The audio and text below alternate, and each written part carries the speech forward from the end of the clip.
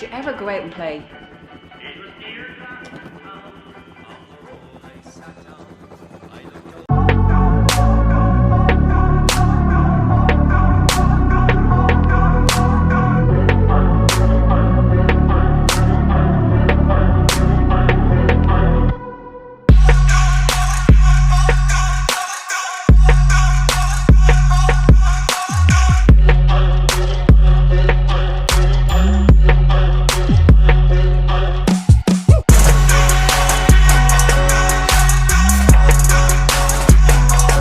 Time ago, but it was a different time, and we believed, yeah, you know, we're going to win. We're definitely going to win. The one thing you're told when you become a volunteer, there's two things going to happen to you. You'll either end up in prison or dead. So I'd done my best for neither of them to come around, but eventually, all things being equal, I was arrested, brought to the Special Criminal Court, told that I wasn't a special prisoner, I was an ordinary prisoner, but I was in a special court where only special people were tried, and they sent me off to Mountjoy for 2 years.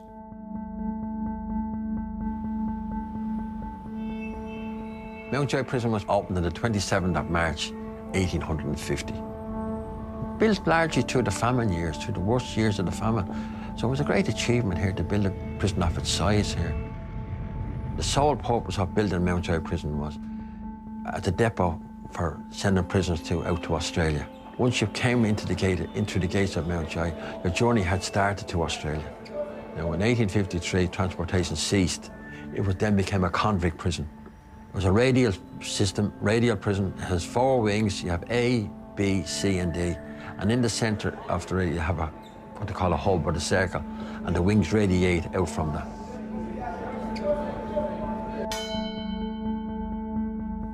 I joined the service here in 1972, on the 4th of November 1972.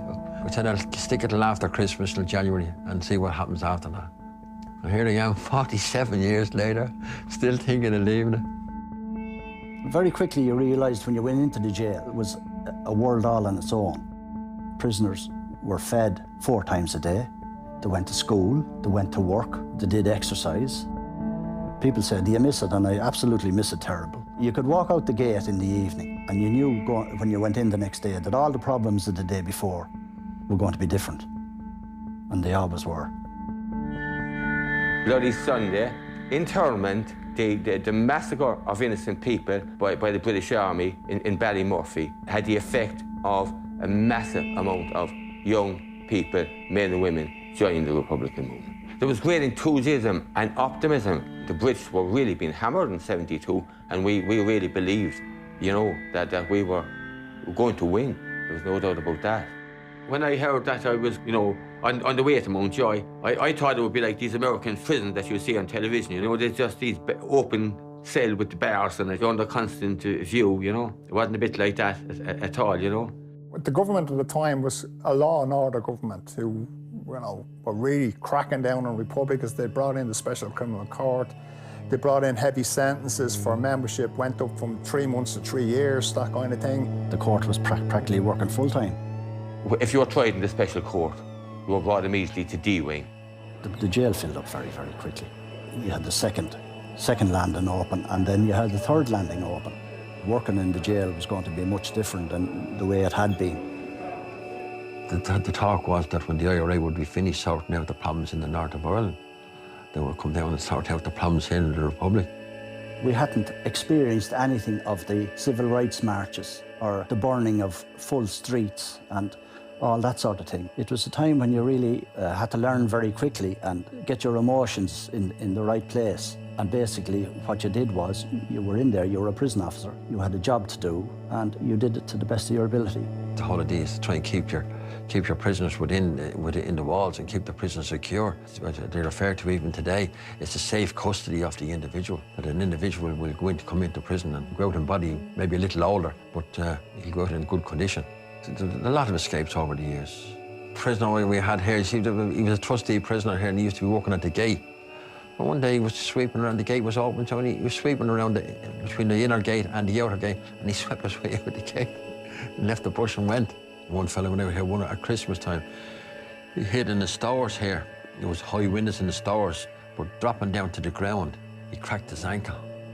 So he managed to get over the wall anyway, and he got home, and he was in an awful state over Christmas. After Christmas, his mother rang up and said, look, he's here, you better come and bring him to the hospital. There was the usual sort of unofficial escape committees, fellas coming up with all sorts of crazy ideas for getting in and out. There was a hole was being made in the wall. And they pushed some of the stones out off the outer face of the building and managed to get out into the exercise yard. While this was happening, ropes were thrown over and we couldn't get out. Now, all that happened before the helicopter came down. We got a communication from the leadership saying they wanted to get 3 men out.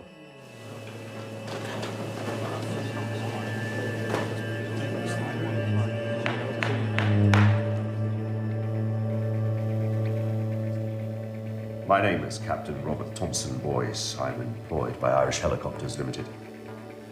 On Halloween, the 31st of October 1973, I was instructed to fly a customer named Mr. Leonard to a farm near Stradbally, County Laois. We flew to Stradbally and I was instructed to land the helicopter in a particular field near a farmhouse. As we landed, my passenger, Mr. Leonard, got out, and I then noticed a man in a white suit with a coloured street map of Dublin City in one hand, walking towards the aircraft. He walked over to the passenger door, which was open, and it was only then that I noticed his face was covered in a light brown nylon material. He put his head into the helicopter, rested his elbows on the front passenger seat, and produced and pointed a .38 revolver at me. On that day, I think there was 4 to 5 officers in the yard. Just a dank winter's day. You would have had 23 prisoners, and they were walking around in groups of 4s and 5s. Some prisoners were informed to be in certain places at certain times. When the signal was given, no prison officers were to get out into the yard. Very, very suddenly, this loud sound of helicopter rotators. The next thing, a helicopter passed over the houses at Inishfallen Parade. Sound disappeared. It wasn't very long. It was very shortly. The next thing we heard the whump, whump, whump again, and the helicopter coming back. And I turned to John, and I said, I think I better put on this, John. Immediately, the alarm was ringing and bouncing around the place. When I seen it, it's tiny. The helicopter just swooped in. And it turned and it came around and it kind of hovered. Just floated in up the yard. And of course, bedlam broke out. It was loud. There was dust flying around. The other prisoners had, by this stage, broke off and jumped on the officers. There was a principal officer. He was a burly, heavy man, and I grabbed him from behind anyway and held him. And they pushed us and the gate back into the space. One of the guys inside it threw out an M1 carbine. I could see a man in a white suit with what I thought was an automatic rifle, and it was pointing up at us. The other 2 jumped up into the helicopter. He put the rifle in, and then he half climbed up, was half pulled in himself. 3 prisoners crawling on their elbows and their knees, their bellies, into the helicopter. Seamus Toomey, J.B. O'Hagan from Lurgan, and Kevin Bell from Taiwan. If he touched down, it was for a second or 2. The 3 of them were in a flash. Up they went, massive chair. And gone.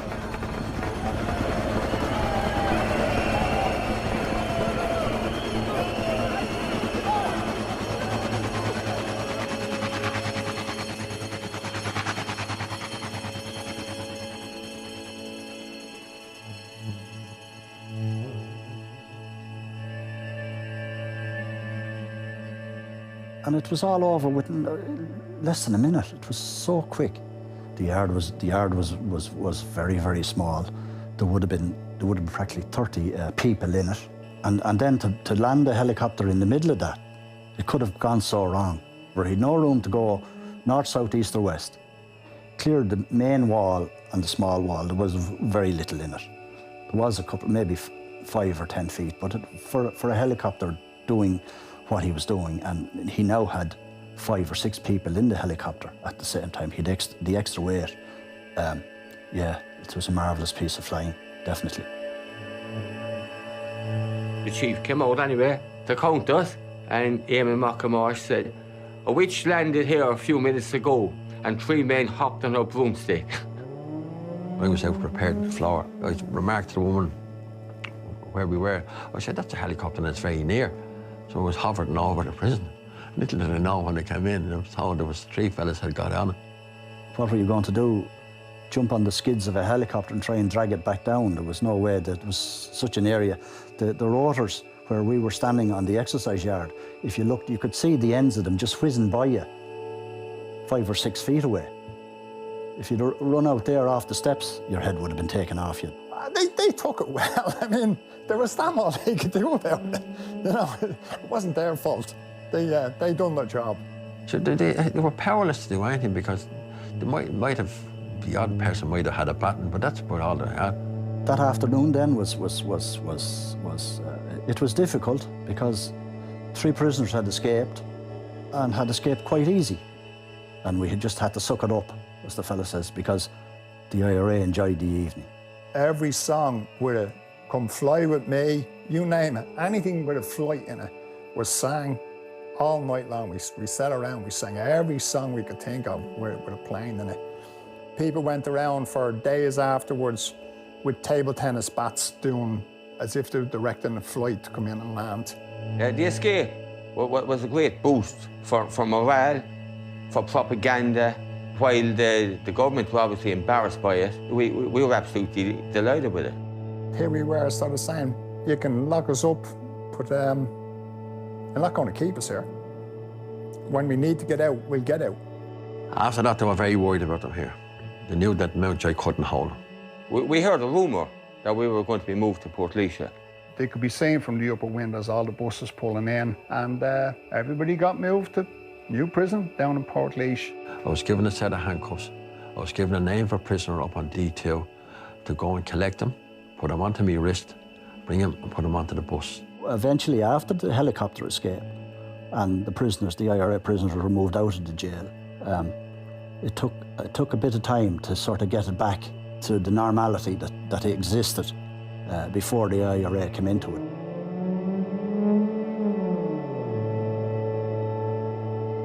I was sentenced to a year imprisonment, for my part in the helicopter escape. I was doing 3 years penal servitude at the time, so it just ran concurrently with it. Looking back on my experience on active service and in prison, that's history. History is what happens. We were idealistic. We hoped that we would achieve a united Ireland. I think it came very close to it.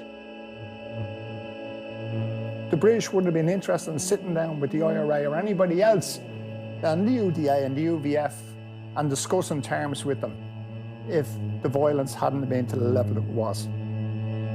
It's sad that it got to that level and that many people died. But as I said, they're different times and people acted in a different way then than they will now.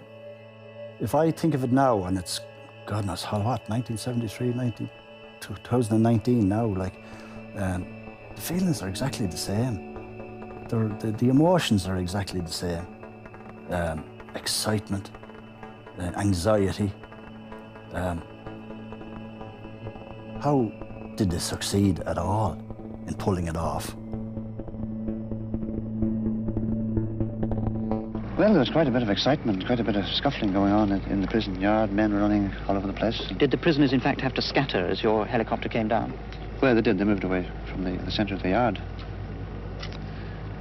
And 3 men ran and got in the back, and one of them closed the door. We were away again. I didn't wait too long.